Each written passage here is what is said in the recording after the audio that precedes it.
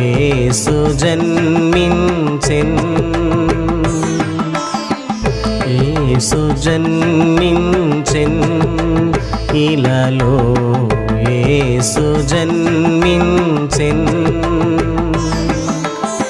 పాపుల కొరకును శుద్ధుల కొరకును, పాపుల కొరకును శుద్ధుల కొరకును యేసు జన్మించెన్, ఇలలో యేసు జన్మించెన్.